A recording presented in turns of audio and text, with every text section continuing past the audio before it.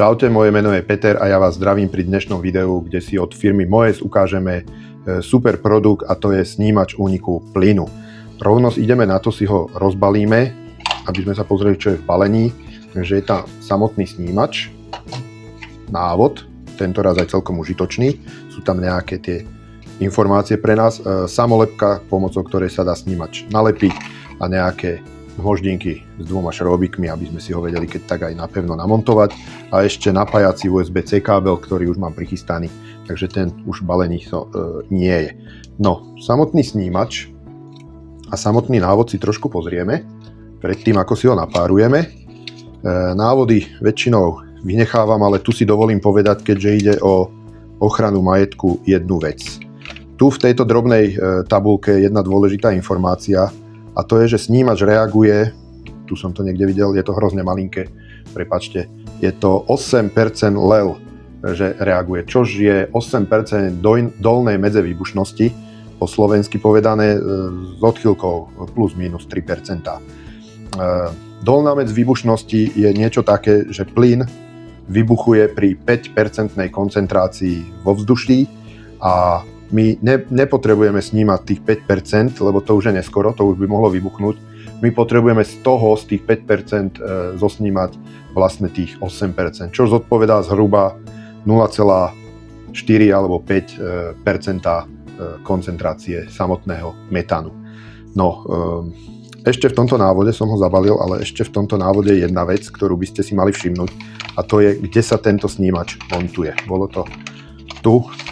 Je tu síce nakreslené, že aj na boku steny a na plafóne, a to je z toho dôvodu, že metán je ľahší ako vzduch a tým pádom nám vlastne stúpa dole, takže keď by vám unikal plyn niekde na kotli alebo na šporáku alebo na nejakom zariadení plynovom, tak jednoducho ten snímač by ste mali umiestniť nad ten daný produkt, ktorý vlastne funguje na plyn, aby vlastne ten snímač, ten únik plynu zachytil. No, to by bolo z návodu všetko, ideme rovno k tomu snímaču.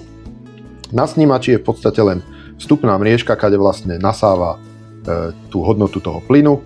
Potom je tu jedno jediné tlačítko a jedna jediná ledka. Tu z boku máme ešte USB-C konektor na napájanie.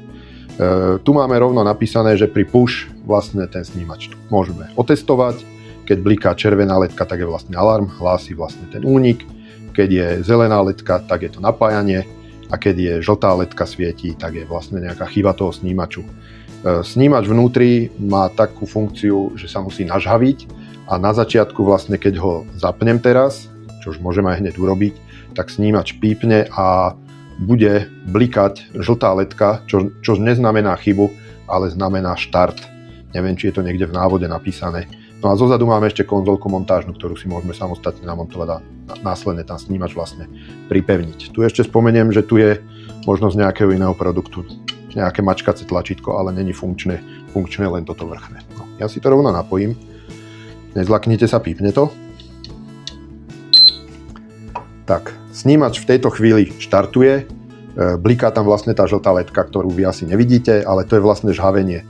Je to princíp toho snímaču je taký, že on musí byť nažhavený na určitú teplotu a v momente, keď bude správne nažhavený a vnikne tam vlastne ten plyn, tak on ho spáli a zadetekuje vlastne tú prítomnosť toho plynu tým, že ho vlastne spaluje na tom rozžhavenom snímači.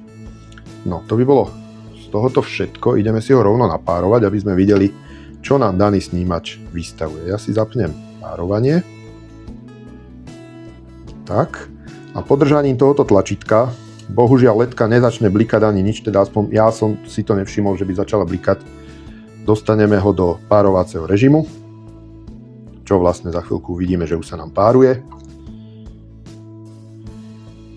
Počkáme si, kým nám to všetko prebehne, no a môžeme sa ísť rovno na to pozrieť. Pozrieme sa na to, ako prvé si ukážeme, že snímač je router, pretože má pevné napájanie na sieť. To neznamená, že musí byť na 230, môže to byť vlastne aj takto na adaptér, aby nám robil vlastne router v Zigbee sieti.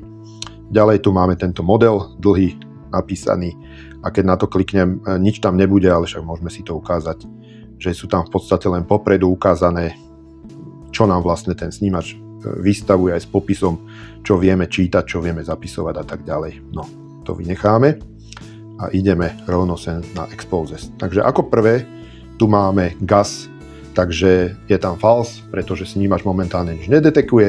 V momente, jak by zadetekoval vlastne nejakú horľavú látku, pozor, není to len na metán, hej, upozorňujem vlastne, že tento snímač určite nie je selektívny, takže to funguje na všetky horľavé látky, takže keby ste náhodou si to dali do kotolne a budete tam natierať, tak vlastne tie výpary sú tiež horľavé, výbušné a ten snímač by vám ich zadetekoval, aby sa vám spustil, takže pozor, nie je to len vyslovene na metán. Ďalej tu máme hodnotu samotnú v tom LEL, ale tá sa mi nepodarila ukazovať, očividne je to tu len, možno, že v originál tu aplikácii sa to ukazuje, ale tu sa to jednoducho neukazuje. Tu máme ten preheat, to je vlastne ten predohrev, vždycky na začiatku, kým ten snímač štartuje, môžeme si to aj ukázať. Vždy na začiatku, keď štartuje, nezlaknite sa, zase to pípne, tak za chvíľku sa nám táto hodnota tu vlastne zmení na true a to signalizuje, že vlastne ten snímač štartuje. Ja neviem, trvá to chvíľu. Tým, že bol teraz zapnutý, čím dlhšie bude vypnutý, tak tým dlhšie to žhavenie bude fungovať, aby sa vlastne dostal na tú prevádzkovú teplotu.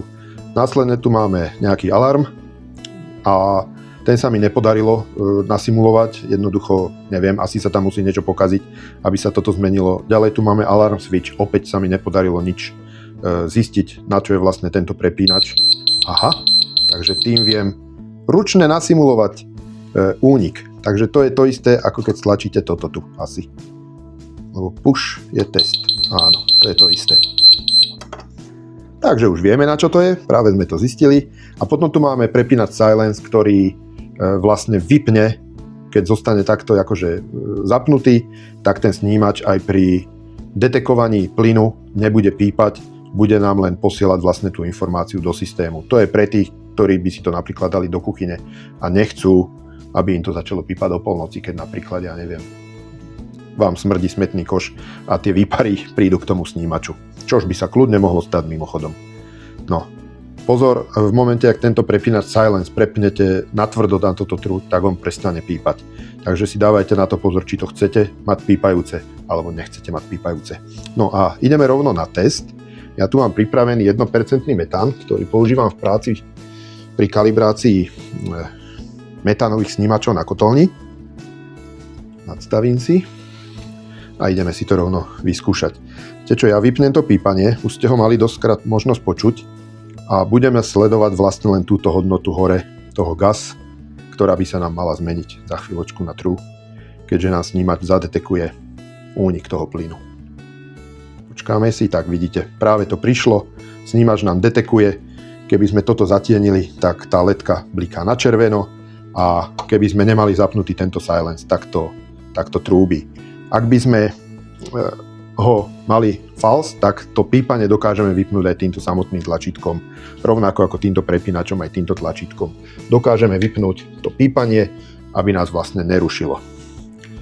No, ideme si ešte pozrieť do systému, ako sa nám tam zobrazuje toto zariadenie naše. Tak, vidíte, opäť tu máme tie dva ovládacie prvky, ten alarm a ten silence.